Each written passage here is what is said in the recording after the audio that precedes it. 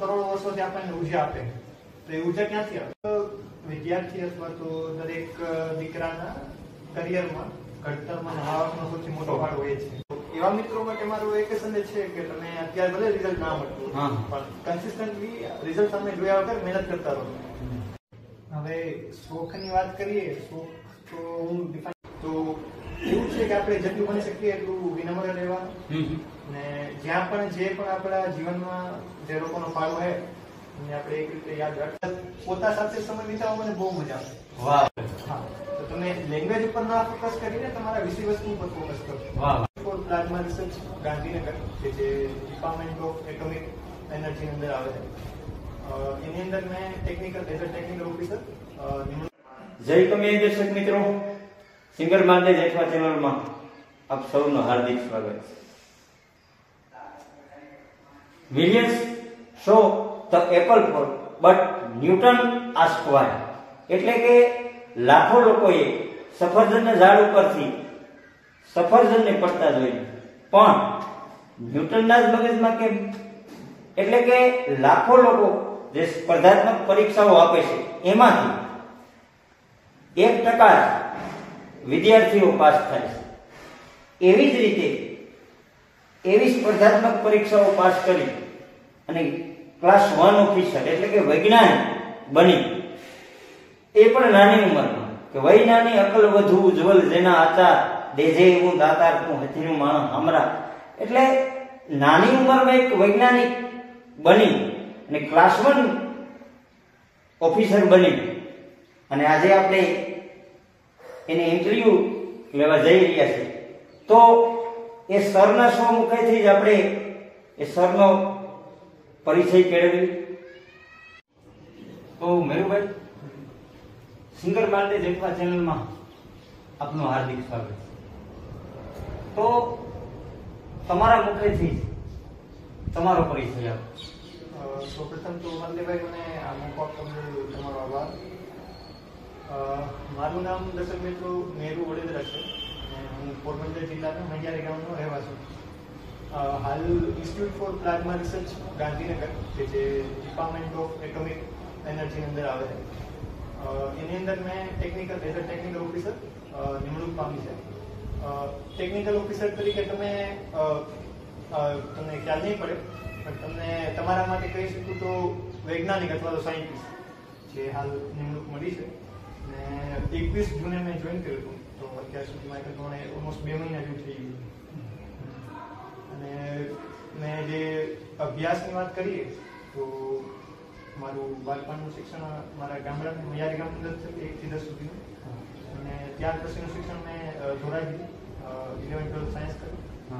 પછી એન્જિનિયરિંગ માટે હું એલડી કોલેજ અમદાવાદ આવી. ત્યાર પછી મેં મારું કેમ્પસ પ્લેસમેન્ટ થઈ ગયું, જોબ પણ કરી. તો મેરુભાઈ, હું તમને એ પ્રશ્ન કરીશ કે જે તમે 1 થી 10 ધોરણ, એ તો તમે અહીંયા મૈયારીમાં ભણ્યા હતા. 11-12 ધોરણ 11-12 ધોરણ મેં ઇમ્પિરિયલ સાયન્સ સ્કૂલ ધોરાજીમાં એક સ્કૂલ છે, એની અંદર 11-12 કર્યું.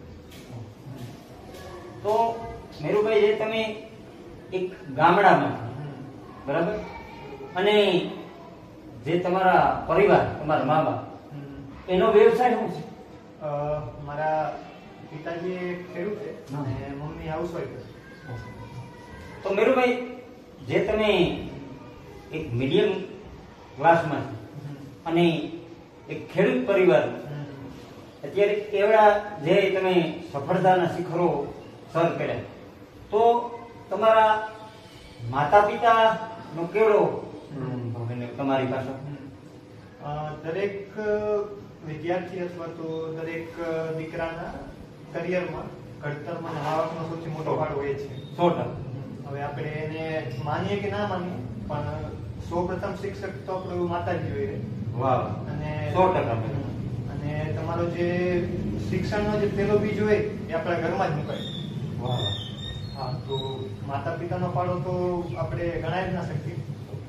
ને ભણાવવા માટે જે આજના જમાનામાં તમે જોવા જાઓ તો શિક્ષણ ઘણું મોંઘું થઈ ગયું છે.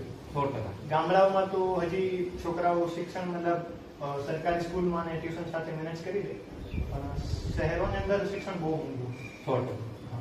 તો મમ્મી પપ્પાએ બહુ મહેનત કરીને જ્યારે 11-12માં જરૂર હતી પૈસાની, તો એ કેવો હતો સંઘર્ષનો કે જ્યારે ખાસું એ લોકોએ સ્ટ્રગલ કરેલું.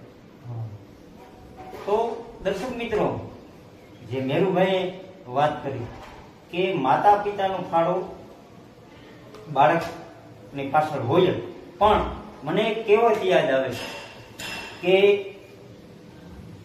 એક માતા 100 શિક્ષક સમાન છે. એટલે માનું તો મૂલ્ય આપી ન શકાય, પણ જે એક ખેડૂત પરિવારમાંથી મિત્રો આજે તમારી સામે જે મેરુભાઈ બેઠા છે, તો મેરુભાઈ હું તમને એ પ્રશ્ન કરી કે જે તમારી આ પોસ્ટ છે એ તમારી મુખેથી તમારા દર્શક મિત્રોને ગુજરાતીમાં સમજાવો. પેલા તો ઘણા લોકોએ institute for plasma research IPR ગાંધીનગરનું નામ જ નહીં સાંભળેલું. 100%. તો લોકોને જાણ ખબર પડે કે અમે શું કામ કરીએ એની વાત કરું. તો આપણે ડિપાર્ટમેન્ટ ઓફ એટોમિક એનર્જી કરીને એક ડિપાર્ટમેન્ટ છે જે ન્યુક્લિયર રિલેટેડ વસ્તુઓ સાથે ડીલ કરે. ઓકે. અને એનું જે હેન્ડલિંગ થાય એ PM ઓફિસ કરે, પ્રાઇમ મિનિસ્ટર ઓફિસ. ઓકે. તો પ્રાઇમ મિનિસ્ટર ઓફિસની અંદર ડિપાર્ટમેન્ટ ઓફ એટોમિક એનર્જી હા. અને એના ઘણા બધા યુનિટ છે. તમે બારીકનું નામ સાંભળેલું હોય, હા. બાબા એટોમિક રિસર્ચ સેન્ટર બારીક.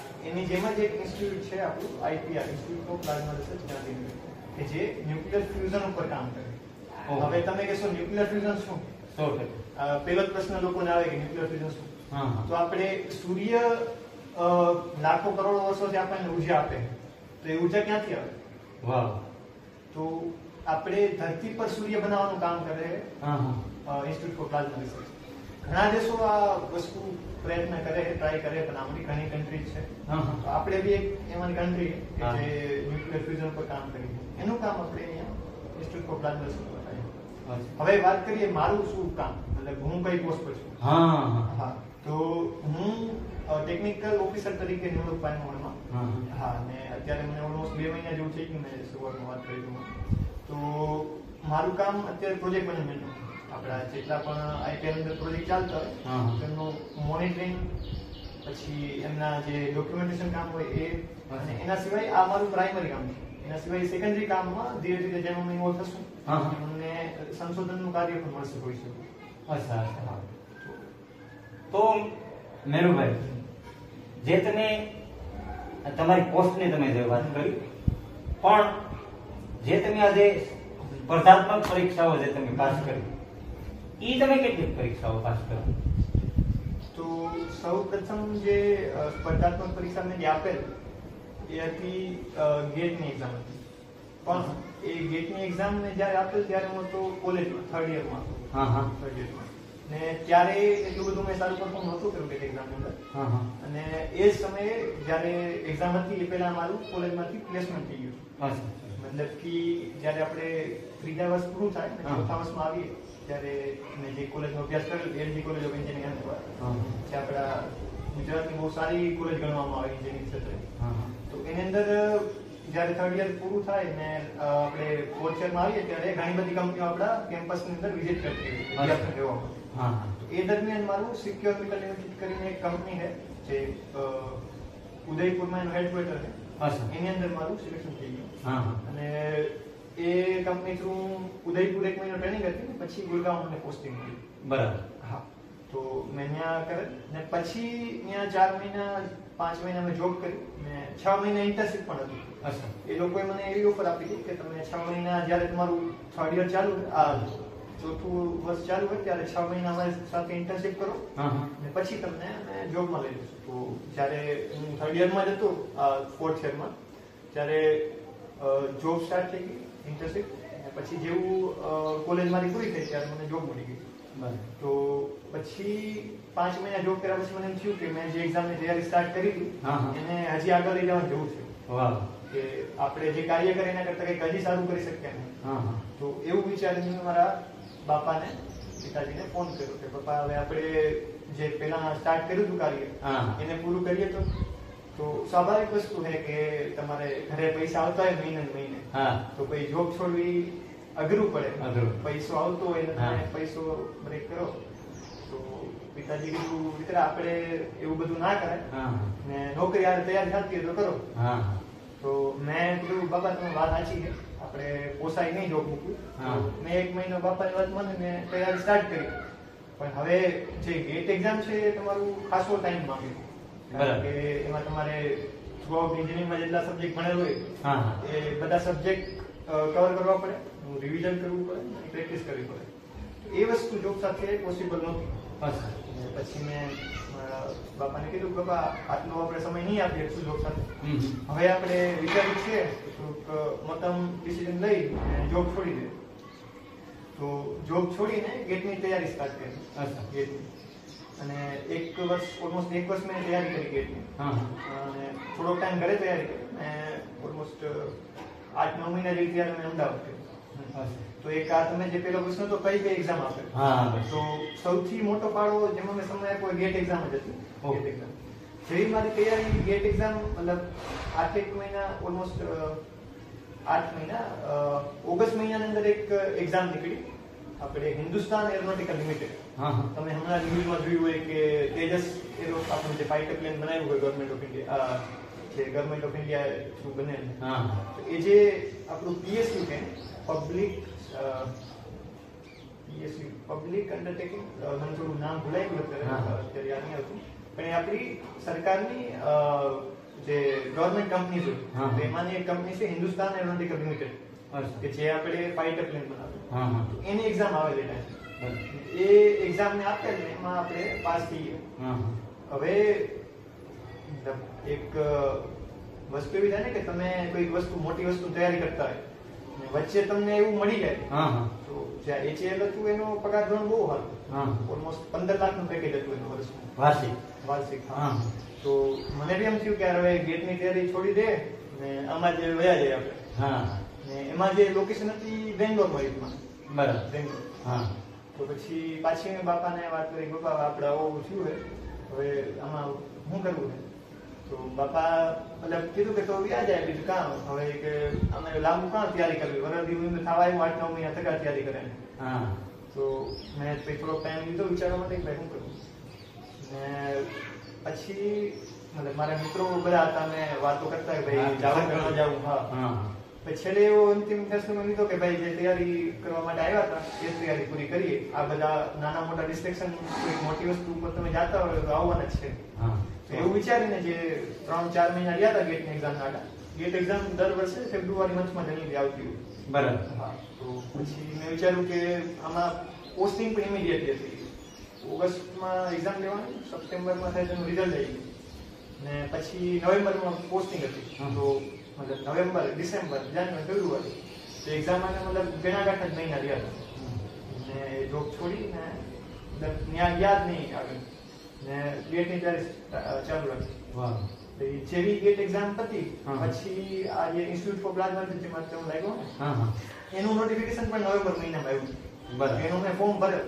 હા. એટલું બધું આમાં શું હતું કે ડિપાર્ટમેન્ટ ઓફ એટોમિક એનર્જી આપણે નામ સાંભળે એટલે આપણે એમ થાય કે આમાં આપણું નહીં થાય, ખાલી હવે ને આમાં જે વેકેન્સી હતી પણ તો 2 જ વેકેન્સી હતી. બરાબર.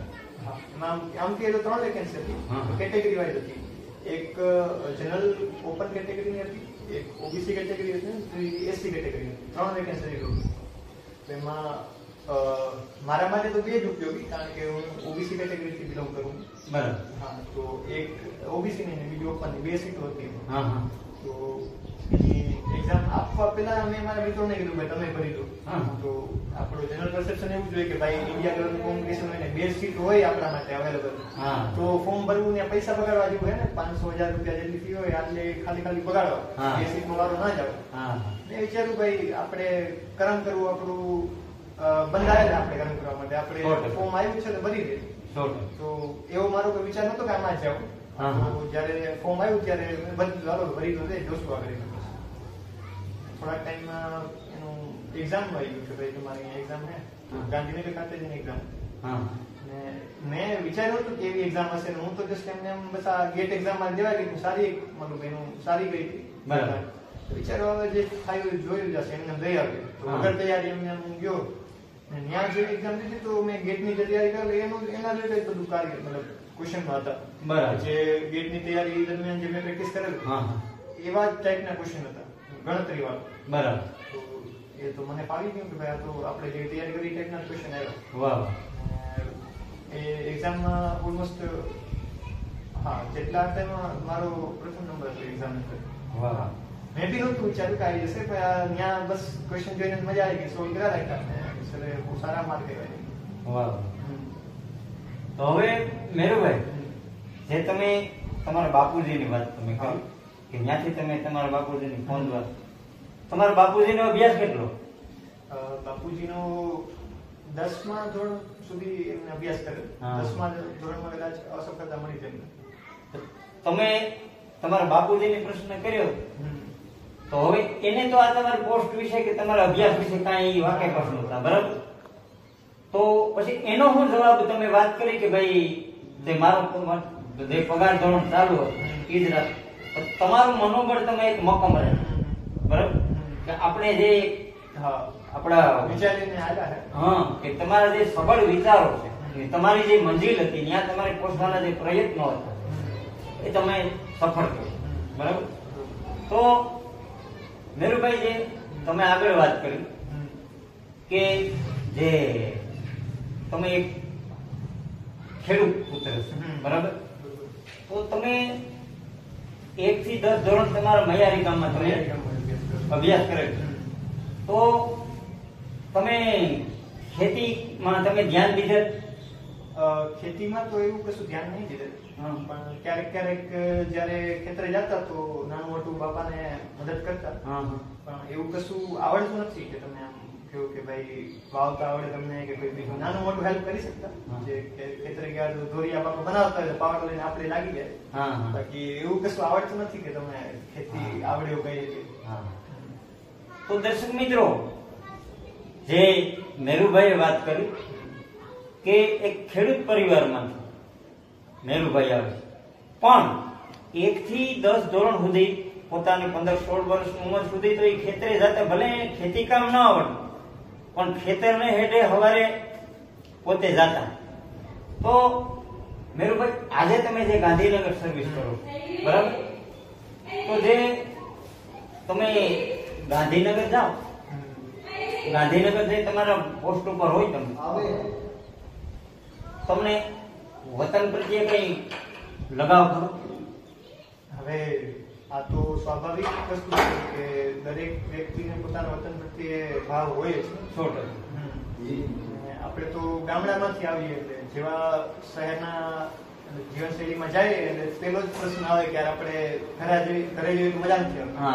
અને આપણા મૈયારી ગામની વાત કરીએ તો અહીંયા તમે જોતા હોય કે ભાઈ જેવા 4 વાગે 3 વાગે મસ્ત ઠંડો ઠંડો પવન આવવા માંડે દરિયામાં. એવું સિટીની અંદર તો ક્યાંય મળે જ નહીં. હા, પવન થઈ ગયો, પછી અહીંયાની આબોહવા થઈ ગઈ, એ બધું આપણે હવે કહે ને કે પેટ માટે કરવું પડે. તો વતન જેવી તો મજા ના જ આવે. તો મેરુભાઈ, જે તમે સ્પર્ધાત્મક પરીક્ષાઓની તૈયારી કરતા, બરાબર? તો એમાં તમે થોડીક મુશ્કેલી તો પડી હશે.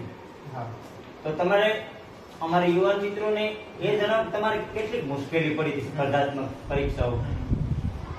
તો સ્પર્ધાત્મક પરીક્ષાનો સૌથી મોટો જે કે ને ડ્રોબેક છે કે તમારે મોટી પરીક્ષાની વાત કરું, જેમ કે અમારે એન્જિનિયરિંગ પછી ગેટ એક્ઝામ આવી થઈ ગઈ, પછી આપણે સ્ટેટ લેવલની વાત કરીએ તો જીપીએસસી થઈ ગઈ, સેન્ટ્રલ લેવલની વાત કરીએ તો યુપીએસસી થઈ ગઈ. ઘણી બધી એક્ઝામોમાં સ્પર્ધાત્મક પરીક્ષાનો સિલેબસ બહુ મોટો કે જે તમે એક દિવસમાં કવર ના કરી શકો. તમે જોયું હોય તો કોઈ જે વિદ્યાર્થી મિત્રો એ છેલ્લા દિવસે વાંચતા, જોકે એન્જિનિયરિંગ અમે કરતા તો અમે બી એ જ કરતા કે થ્રુ આઉટ જે હોય એમાં થોડું ધ્યાન દેતા. જ્યારે એક્ઝામ આવે ત્યારે એના છેલ્લા અઠવાડિયામાં વધારે મહેનત કરી. પણ સ્પર્ધાત્મક પરીક્ષામાં આપણે એપ્રોચ ના ચાલે. એમાં તમારે થ્રુ આઉટ થોડું મતલબ, જો મારી વાત કરું તો હું 5 કલાક રોજ વાંચતો. એટલે 5 કલાક બહુ ઓછું કહેવાય સ્પર્ધાત્મક પરીક્ષા માટે. પણ મારું એવું કે હું ઓછું વાંચું પણ રોજ વાંચું. બરાબર. હા, એટલે થોડું વાંચીને 1 વર્ષ, જેમ તમે આ કહે ને કે એક દિવસમાં કઈ ના થાય, ટીપે ટીપે સરોવર ભરાય. તમારે ટીપું રોજ પાડવું પડે આ વસ્તુમાં. રોજ તમારે થોડું વાંચવું પડે. તો જે લોકોમાં આવી બધી જે હોય કે ભાઈ હું એક જ દિવસમાં કરી નાખું ને આવું કરું, એ લોકોને બહુ મુશ્કેલી પડે કે હું ભાઈ આજે તૈયારી કરું તો મને બધું આવડી જવું જોઈએ એને. તો મોટી એક્ઝામ હોય, મોટી પરીક્ષા હોય તેમાં તમારે પેશન્સ રાખવું પડે અને કન્સિસ્ટન્ટલી જે કાર્ય હોય પેલું રાખવું પડે. ક્યારેક એવો ફેઝ આવે કે તમે કામ કરતા હોય, વાંચતા હોય, પણ તમે જયારે ટેસ્ટ આપો ત્યારે માર્ક ન આવે તો ઘણા લોકો ડિમોટિવેટ થઈ જાય. યાર આપણે આટલું વાંચ્યું, આટલું ઓલું કર્યું ને ટેસ્ટમાં તો માર્ક જ નહીં આવતા, 100 માર્કની ટેસ્ટ હતી ને પછી માર્ક જ આવ્યા. આપણે એકચ્યુઅલ એક્ઝામમાં તો કંઈક સફળતા મેળવવી તો વધારે માર્ક જોઈએ. તો એવા મિત્રો માટે મારો એક સંદેશ છે કે તમે અત્યારે ભલે રિઝલ્ટ ના મળતું પણ કન્સિસ્ટન્ટલી રિઝલ્ટ તમે જોયા વગર મહેનત કરતા રહો તો ધીરે ધીરે તમે ઇમ્પ્રુવ કરશો અને આગળ તમારી જે મનોકામના છે એ પૂરી થશે. તો મેરુભાઈ, જે તમે આજે જે સફળતા મળી છે તમને અને એ પોસ્ટ ઉપર તમે બેઠા છો, બરાબર? તો મારે દર્શક મિત્રો તમને એ જણાવવું છે કે એક ખેડૂત પરિવારમાંથી અને એક નાનકડા એક ગામમાંથી એવડું શિખરસર કર્યું હોય તો થોડીક આર્થિક સંકળામણ પણ તમને આવી હશે ને મેરુભાઈ, કે નહીં આવી? ચોક્કસ વાત છે કે જે આપણે મધ્યમવર્ગી વર્ગ કે પણ જે ગામડામાં ખેતી કરતા હોય એ લોકોને એક કેટેગરીમાં આપણે નામ મૂકી શકીએ.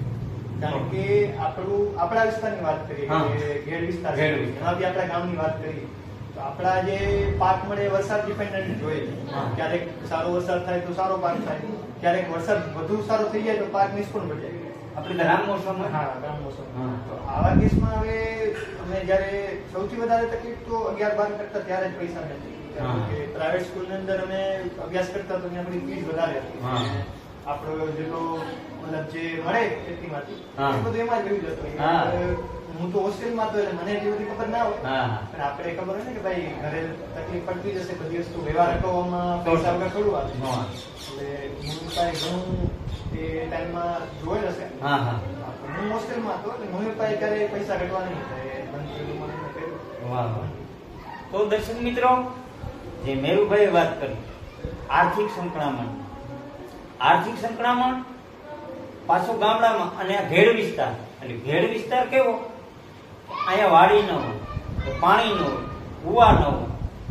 ઈશ્વરની કૃપાથી વરસાદ સારો થાય અને ટાઈમે થાય તો જ મોસમ પાકે આ ઘેડ વિસ્તાર. છતાં પણ એક મીડિયમ ક્લાસમાં અને એ પાછો ખેડૂત પુત્ર છે પોતે, અને આવી આર્થિક સંકળામણમાં પોતે અત્યારે આપણી ગુજરાતી ભાષામાં કહીએ તો વૈજ્ઞાનિક બની ગયો. તો અમુક જે યુવા પેઢી છે, યુવા જનરેશન છે, ગમે ત્યારે તમે આવી વાત કરો એટલે તરત એ જ પ્રશ્ન કરે છે લગભગ કે ભાઈ મારા મમ્મી પપ્પા પાસે પૈસા નહોતા એટલે હું ભણ્યો નહીં. આવી આર્થિક સંકળામણમાં પણ આ મેરુભાઈ પોતાનું ધ્યેય સિદ્ધ કર્યું છે. તો મેરુભાઈ, જે આજે તમે સ્પર્ધાત્મક પરીક્ષાઓ પાસ કરી, બરાબર, અને આવી આર્થિક સંકળામણમાંથી બહાર આવે અને અત્યારે તમે જે વટવૃક્ષ બની અને આવડી મોટી પોસ્ટ ઉપર બેઠા તો તમે યંગ જનરેશન, યુવા પેઢીને તમે શું સંદેશો દેશો? તમે જે વસ્તુનો આપણા જે સામાન્ય વર્ગમાંથી આવે એના માટે કોઈ સારી જગ્યાએ જવા માટે એક જ જે રસ્તો છે એક શિક્ષણ, કે સારું શિક્ષણ લો તમે. એમાં જેટલું આપણે તમે અત્યારે યુટ્યુબ જોતા હશો તેમાં ઘણા લોકો લાગતા હશે કે બિઝનેસ કરો, આ કરો, તો ચોક્કસ વસ્તુ છે કે અમુક વસ્તુ માટે તમારે પૈસા જોઈએ. પણ શિક્ષણ એક એ કે તમે જો તમારા એફર્ટને એક ડાયરેક્શન આપો ને મહેનત કર્યા રાખો તો અમુક ટાઈમ પછી આ ફિલ્ડમાં તમને સક્સેસ ચોક્કસ મળશે. તો શિક્ષણનું કહી શકું કે જે લોકો પણ અત્યારે પોતાના 10માં, 11માં, 12માં જે પણ ક્ષેત્રમાં હોય પોતાના જે અભ્યાસક્રમ છે એના ઉપર ધ્યાન દે અને જે પણ માહિતી જોતી હોય, અત્યારના સમયમાં તો ઓનલાઈનનો જમાનો કે ને આપણે બધું ઓનલાઈન છે, ડિજિટલ ઇન્ડિયા. તો તમારી જે પણ ઇન્ફોર્મેશન જોતી હોય તમે યુટ્યુબમાં ખાલી સર્ચ કરો એટલી જ વાત છે, તમને મળી જશે. ને તમારે જે પણ આગળના ઉદ્દેશ્ય હોય કે મારે આ જોબમાં જવું, આ જોબમાં જવું, તો એના રિલેટેડ ઇન્ફોર્મેશન ગેધર કરો ને તમે જે કાર્ય કરો એમાં બસ અભ્યાસ કર્યા રાખો. એવું નહીં માનવાનું કે આ તો બહુ લાંબી પ્રોસેસ છે ને આ હે ને. ધીરે ધીરે તમે કાર્ય કરશો, એક આપણે ગુજરાતીમાં કહે ને કે આગે આગે ગોરખ જાગે. આગે આગે હા, તો અત્યારના સમયમાં પ્રેઝન્ટ મોમેન્ટમાં તમારાથી જે થઈ શકતું હોય એ સારી રીતે કરો એટલે આપણા આગળ દરવાજા ખુલશે તમારા. હવે મેરુભાઈ મારે દર્શક મિત્રોને એક એ વાત કરવી છે કે જે ગામડામાં વધારે તો જે વાલીઓ છે એ એમ કે છે કે અમારા બાળકને અમારે ઇંગ્લિશ મીડિયમમાં મૂકવું છે, બરાબર? તો તમે તો ગુજરાતી મીડિયમમાં ભણ્યા, બરાબર? તો એ વિશે તમે શું સંદેશો દેશો? તમે એવડા શિખર સર કરીને બેઠા છે તો તમારે ક્યાં ઇંગ્લિશ મીડિયમમાં તમે ભણ્યા છો, બરાબર? તમે ગુજરાતી મીડિયમમાંથી ત્યાં ભણ્યા છો, એ વિશે શું તમે સંદેશો દેશો? તો આપણે એ વાત કરીએ કે લેંગ્વેજ એક કમ્યુનિકેશનનું માધ્યમ છે. જો તમે એને જ બહાનું બનાવશો કે હું ગુજરાતી મીડિયમમાં ભણેલ છે અથવા તો તમારે જે સ્થાનિક મીડિયમ એમાં જ ભણેલ છે, તો એ તો એક મીડિયમ છે. પણ તમારે જે કન્ટેન્ટ એબ્ઝોર્બ કરવાનું છે, માની લો કે તમે ગણિતની વાત કરો, ગણિત થઈ ગયું, વિજ્ઞાન થઈ ગયું, ઇકોનોમિક થઈ ગયું, જે પણ સબ્જેક્ટ છે એનું વિષય વસ્તુ છે તો તમારી ભાષામાં છે, પણ તમારે શીખવાનું જે છે એ વિષય વસ્તુ છે. તમે ભાષા બહુ જરૂરી છે. આજના જમાનામાં અંગ્રેજી તમારા ભવિષ્ય કારકિર્દી માટે બહુ જરૂરી છે. પણ તમે ખાલી એકમાત્ર એમ જ કહો કે અંગ્રેજી મને નથી આવડતી અથવા તો અંગ્રેજી માધ્યમમાં ભણેલ નથી એટલે મને કઈ નથી, તો એ એક એક્સક્યુઝ કહેવાય. એ મને એવું લાગે કે તમે જો સારી મહેનત કરતા હોય તો તમે કોઈ પણ માધ્યમમાંથી આગળ વધી શકો. ને અંગ્રેજી ભાષાનું નોલેજ હોવું જરૂરી છે, પણ તમે જે ભણો, જે માની લો કે મારી વાત કરું એન્જિનિયરિંગ, હું ઇલેક્ટ્રિકલ એન્જિનિયર, તો મને ઇલેક્ટ્રિકલ એન્જિનિયરિંગ આવડવું જોઈએ. હવે લેંગ્વેજ તો કોમ્યુનિકેટ કરવાની વાત છે. હા, તો તમે લેંગ્વેજ ઉપર ના ફોકસ કરીને તમારા વિષય વસ્તુ ઉપર ફોકસ કરો. તો તમારા માટે આ બધી નાની મોટી વસ્તુ કે જે એક્સક્યુઝ તમને લાગે કે લેંગ્વેજ તરીકે એ દૂર થઈ જશે આપોઆપ. તો દર્શક મિત્રો, જે મેરુભાઈએ વાત કરી કે ભાઈ લેંગ્વેજ ને આમાં કઈ લેવા દેવા, બરાબર?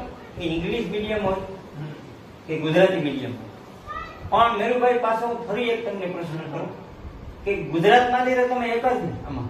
હા, આ પોસ્ટની અંદર અત્યારે અમે ઇલેક્ટ્રિકલ એન્જિનિયરિંગ મતલબ જે અહીંયા ટેકનિકલ ઓફિસર તરીકે ઇલેક્ટ્રિકલ એન્જિનિયર છે એમાં બે વ્યક્તિઓને લીધા. એક બીજા મારા મિત્ર છે એ આંધ્રપ્રદેશથી છે, હું ગુજરાતથી છું. ગુજરાતમાંથી તમે એક જ? ગુજરાતમાં છું અત્યારે. ઇલેક્ટ્રિકલ એન્જિનિયરિંગમાં જેમાં ટેકનિકલ ઓફિસર તરીકે જરૂર હતી આપણે ગુજરાતમાં એક જ. તો દર્શક મિત્રો, એક ગર્વની વાત છે કે ભાઈ આપણા ગુજરાતમાંથી ફર્સ્ટ એ પણ ગુજરાતી મીડિયમ અને એક ખેડૂત પુત્ર અને એક ગામડાનો અને એવડું શિખર સર કર્યું. તો મેરુભાઈ તમને એક સહેલો પ્રશ્ન એક હું એ પૂછીશ કે એવડું તમે શિખર ઉપર તમે બેઠા છો, બરાબર? તો તમારે તળેટી યાદ રાખવી પડે. સાચી વાત, એકદમ સાચી વાત. કારણ કે પેલું પગથિયે તમે ચડ્યા હોય અને આજને આ યુવા પેઢી છે અને હું તો મને તો ઘણા એવા અનુભવ મીઠા અને કડવા થયા છે. તો જે તમે એવડા શિખર ઉપર છો, બરાબર? તો મેં ઘણા એવા અધિકારીઓને જોયા છે કે એવડી પોસ્ટ ઉપર બેઠા પછી એની અહમ આવી જાય, પેલું પગથિયું તળેટી ભૂલી જાય. એના વિશે તમે શું કહ્યું? હવે આ વસ્તુ તો છે ને કે રાવણને પણ હતું કે હું રાવણ છું. છેલ્લે તો ધૂળમાં જ મળવાના હે આપણે. કોઈ પણ ગમે એવો વ્યક્તિ હોય છેલ્લે તો એક જ સત્ય હે પરમ સત્ય. મારા સિનિયર હે અત્યારે જે મારા જે સિનિયર છે ને એ બહુ મોટા સાયન્ટિસ્ટ છે. તમે સાયન્ટિસ્ટના લેવલમાં ઘણા બધા લેવલ હોય. એની સરનેમ શું છે? એ આપણે નામ તો ના લે તો સારું, પણ બહુ સારા વ્યક્તિ છે. આવડી પોસ્ટ ઉપર છે એ લોકો. તમને કહું ને કે સાયન્ટિસ્ટમાં બહુ એચ લેવલ ઉપર, જી લેવલ ઉપર, ઈ લેવલ ઉપર મારા કરતા 15 વર્ષ સિનિયર, 20 વર્ષ સિનિયર આવડા વ્યક્તિ હોય. એ લોકો મેં ક્યારે એવું નહીં જોયેલું કે ભાઈ તમે જુનિયર, તમે સિનિયર હો. ને કોઈ પણ નાના નાનો આપણે કહે ને કે પિયોન છે એની સાથે પણ એને ખરાબ વર્તન કરતા નહીં. તો એવું છે કે આપણે જેટલું બની શકીએ એટલું વિનમ્ર રહેવાનું ને જ્યાં પણ જે પણ આપણા જીવનમાં જે લોકોનો ફાળો હોય એને આપણે એક રીતે યાદ રાખીએ. હવે તમે અમને યાદ જ દેવડાવ્યું હોય તો હું પણ કહું કે ભાઈ મારી કારકિર્દીમાં પણ ઘણા લોકોનો ફાળો છે. વાહ, વાહ. સર્વપ્રથમ તો તમે વાત કરી માતા પિતા તો માતા પિતા તો શરૂઆત જ ત્યાંથી થાય. પછી શિક્ષણમાં આપણે પ્રાથમિકમાં જઈએ તો પ્રાથમિકમાં પણ ઘણા શિક્ષકો મને મળ્યા કે જેમનો બહુ ઉપાડો કે જેને માર્ગદર્શન આપ્યું. પછી વાત કરીએ શિક્ષણમાં પણ હું તમને વાત કરું ને તો આપણા ટ્યુશનમાં હરદાસભાઈ હા. તો હરદાસભાઈનો ઉપાડો બહુ મારા જીવનમાં રહ્યો. વાહ કે જેમણે કહે ને કે બધી વસ્તુ એમની પાસે શીખા 1 થી 10 સુધી. વાહ. હા. પછી 11-12માં જ્યારે જવાનું હતું હા. ત્યારે તો તમારો કોન્ટેક્ટ કરેલી હવે શું કરવાનું આવે તો તમને માર્ગદર્શન આપ્યું અને અલગ અલગ સ્કૂલોમાં લઈ ગયા કે ભાઈ કઈ સ્કૂલ તમને યોગ્ય ફાવશે. તો જે તમે મળાયા અમને કે ભાઈ આ સ્કૂલ છે અમે આભારી તમારા તમારા. નિમિત્ત હતા. ના ના પણ કહે ને કે એક કોઈક વ્યક્તિનો 5 મિનિટનો ટાઈમ પણ કોઈકનું કરિયર બદલી શકે સો ટકા. દિશા આપી તમને એના માટે આભારી તમારો. તો દર્શક મિત્રો, જે મેરુભાઈએ વાત કરી કે જે ઉપર ટોચ ઉપર હોય તો તળેટી યાદ રાખવાની, અહમ ન આવે. મેં ઘણા એવા અધિકારીઓ જોયા છે મેરુભાઈ, અને કદાચ તમે જોયા હશે અને જોશો પણ તમે કે એટલો અહમ કે ભાઈ હું એવડી પોસ્ટ ઉપર છે અને પિયુનને ને જેમ આવે એમ બોલતા હોય કે તારે આવું આમ મને આમ કહેવાનું આવી રીતે. પણ જે તમારી વિનમ્રતા છે બરાબર, એ તમારા મોઢા ઉપરથી જ માણસને ખબર પડી જાય કે ભાઈ આ આવડી પોસ્ટ ઉપર છે છતાં પણ આ તમારામાં કેટલી. હવે મેરુભાઈ, દરેક માણસને શોખતા હોય. અત્યારે જે તમે સફળતાના શિખર સર કરી અને બેઠા છો અને ક્લાસ 1 અધિકારી છો બરાબર, તો તમને પણ કઈ શોખ તો હશે. તો મેરુભાઈ, તમને શેનો શોખ છે? હવે શોખની વાત કરીએ, શોખ તો હું ડિફાઇન કરું તો કે આપણે જે ફ્રી સમય હોય એમાં તમે શું કાર્ય કરો. તો ફ્રી કાર્યમાં તો ફ્રી સમયમાં તો આપણે ઘણા બધા કાર્યો કરતા, પણ મને એવું પસંદ છે કે હું જનરલી ઘરે ગામડે હતો ત્યારે એક્ઝામની તૈયારી કરીને ઓલમોસ્ટ 6-7 મહિના ઘરે, ત્યારે હું 6-7 વાગે ભણીને હવા ખાવા માટે રોડ પર ચાલવા જતો. તો એક મતલબ પોતા સાથે સમય વિતાવવા મને બહુ મજા આવે. અને કુદરતમાં હાલું બહુ રોડ ઉપર જતા આપણે જોયેલું સતરાળો પવન ખાવા નીકળીએ તો એવું એક મતલબ ખુદ સાથે સમય વિતાવવા મને બહુ મજા આવે. એના સિવાય ક્રિકેટ રમવાની પણ બહુ ઈચ્છા છે, રમીએ પણ. અત્યારે અમે જ્યાં ગાંધીનગર પોસ્ટિંગ છે ત્યાં અમારા ઓર્ગેનાઇઝેશનના જેટલા પણ લોકો હોય તો અમે દર શનિવારે સવારમાં 5 વાગે ઉઠી જાય ને 6 વાગે ત્યાં બધા હાજર હોય ક્રિકેટ. તો ક્રિકેટ રમવાનો પણ શોખ છે જે અત્યારે ભગવાન દયાથી પૂરો થાય રોજ. તો દર્શક મિત્રો, જે મેરુભાઈ વાત કરી એ મને મારા હૃદય સ્પર્શી ગઈ કે પોતાને ટાઈમ આપો. એમાં મને એક ભજનની કડી રાજુભાઈ યાદ આવે છે કે ક્યાં કવિનો લખેલો એ હું ભૂલી ગયો, પણ એના શબ્દો બહુ સારા છે કે તું તારા મનને પૂછી લે પાપ, તું તને તારો જીવડો દેહે જવાબ. તમારા દિવસ ઉગે આત્મે ત્યાં સુધી પછી જે તમે કઈ કર્મો કર્યા હોય કે પાપ કર્યો હોય કે પુણ્ય, હાજે તમે પથારીમાં હુવો ત્યારે તમારા જીવને તમારે કવિ કે પૂછવું પડે કે તું તારા જીવને પૂછી લે પાપ, તો તને તારો જીવડો દેહે જવાબ.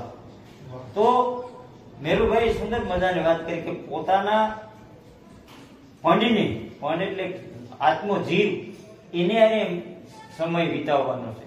તો આવે અઢળક વિચારો જે આ પોસ્ટ ઉપર પહોંચ્યા પછી જે એના વિચારો છે, તો આવા વિચારો જે આ વ્યક્તિ પાસેથી મળ્યા તો પાછા પણ બીજા એપિસોડમાં આપણે પાછા મળતા રહેશું.